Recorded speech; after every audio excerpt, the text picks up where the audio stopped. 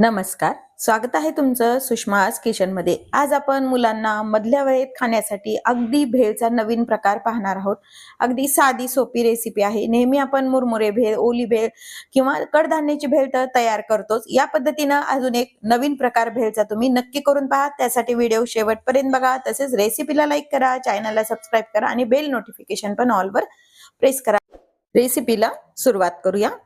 आज आपण चिजलिंग भेळ बनवते। त्यासाठी एक बाउल मध्ये चिजलिंग घेतलेले आहेत मी, एक बाउल भरून। जशी तुम्हाला हवी तसं तुम्ही यामध्ये वापरायचे। बाकीचं साहित्य वापरूया। बारीक चिरलेला कांदा, बारीक चिरलेला टोमॅटो, टोमॅटोचं बी काढून टोमॅटो बारीक चिरून घ्यायचा आहे। हिरवी मिरची, कोथिंबीर, फरसाण, थोडीशी बारीक शेव, काळा मीठ। यामध्ये मी बाकी पांढरं मीठ वगैरे वापरत नाही, कारण ऑलरेडी चिजलिंगला पण मीठ असतं। बाकीचे जे आपण वापरतो याच्यामध्ये फरसाणमध्ये त्याला पण मीठ असतं, त्यामुळे मिठाचं प्रमाण जास्त होऊ शकतं, म्हणून मी शक्यतो साधं मीठ वापरत नाही। धना पावडर, लाल तिखट जरासं, चाट मसाला, चिंच खजूर चटणी, हिरवी मिरची आणि पुदिना चटणी।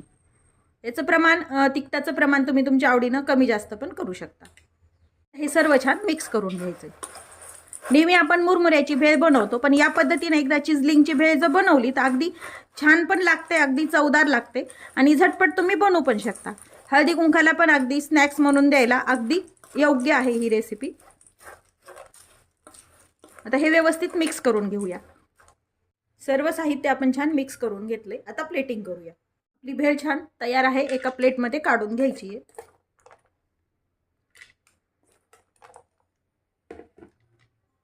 नेहमी भेळ बनवतो तसं आपण जसं वरतून टोमॅटो टाकतो, बारीक चिरलेला कांदा टाकून घ्यायचा आहे, कोथिंबीर आणि वरतून थोडीशी बारीक शेव,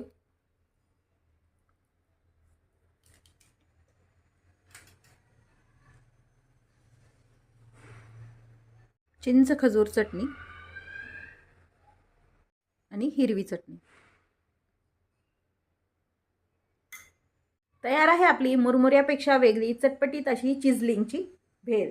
या पद्धतीनं भेळ नक्की करून पहा। तसेच व्हिडिओला लाईक करा, रेसिपी शेअर करा आणि तुम्ही जर माझ्या चॅनलवर नवीन असाल तर चॅनलला सबस्क्राइब करायला विसरू नका।